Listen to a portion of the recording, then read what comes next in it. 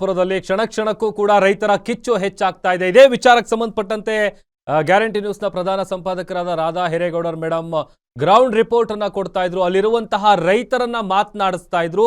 ಒಂದು ವೇಳೆ ಇವತ್ತು ಕೊಟ್ಟಿರುವಂತಹ ಡೆಡ್ಲೈನ್ ಪ್ರಕಾರ ಏನಾದ್ರೂ ರೈತರ ಒತ್ತಾಯಕ್ಕೆ ಮಣಿಲಿಲ್ಲ ಅಂತ ಅಂದ್ರೆ ಮುಂದೆ ಬಹುಶಃ ಈ ಒಂದು ಹೋರಾಟ ಮತ್ತೊಂದು ಹಂತ ತಲುಪೋದು ಗ್ಯಾರಂಟಿ ಅನ್ನುವಂತ ಸೂಚನೆ ಸಿಗ್ತಾ ಇದೆ. ರಾಧಾ ಮೇಡಮ್,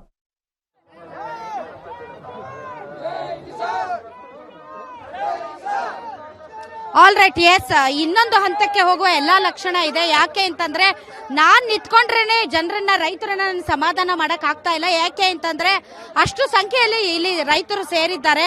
ಯುವಕರು ಎನ್ನದೆ, ಮುದುಕರು ಎನ್ನದೆ, ಮಕ್ಕಳು ಎನ್ನದೆ, ಇವನ್ ಕಾಲೇಜು ವಿದ್ಯಾರ್ಥಿಗಳೆನ್ನದೆ ಪ್ರತಿಯೊಬ್ಬರು ಕೂಡ ಈ ಒಂದು ಹೋರಾಟದಲ್ಲಿ ಭಾಗಿ ಆಗ್ತಾ ಇದ್ದಾರೆ.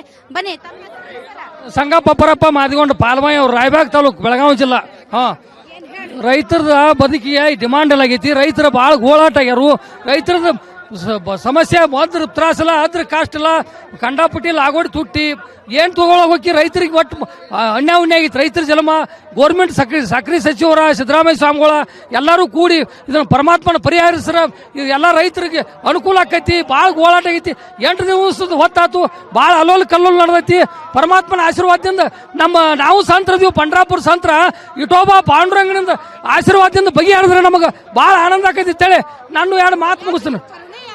ಇವಕ್ಕೆ ರೈತರ ಮೇಲೆ ಕರುಣೆ ಯಾಕಿಲ್ಲ? ಇವ್ರಿಗೆ ಯಾಕಿಲ್ಲ ಆಗಿದ್ದಿ? ರೈತರ ಮೇಲೆ ಕರುಣೆ ಇಲ್ಲ ಆಗಿದ್ದು. ರೈತರು ಎಷ್ಟು ಗೋಳಾಟ, ಎಷ್ಟು ತ್ರಾಸ, ಎಷ್ಟು ತೊಂದರೆ ಆಗಿತ್ತು ಅನ್ನೋದು ಪರಮಾತ್ಮ ಗೊತ್ತೈತಿ. 8 ದಿವಸ ಕಾಲ ಉಪವಾಸ ವನವಾಸ ಕೂತಾರು.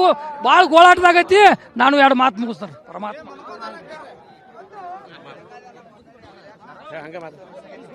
ಜಿಲ್ಲು ಉಸ್ತುವಾರಿ ರೀ. ನಮ್ಮ ಕಲ್ವಳಿಂದ 15 ಕಿಲೋಮೀಟರ್ ಆಕೈತಿ. ಅವ್ರದ್ದು ಸತ್ಯಪ್ಪ ಜಾರಕಿಹೊಳಿ ರೀ.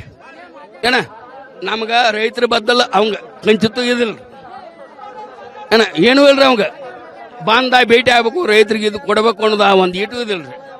ಮತ್ತೆ ಹೆಂಗ್ರಿ ಹಿಂಗೆ ಮಾಡ್ರಿ?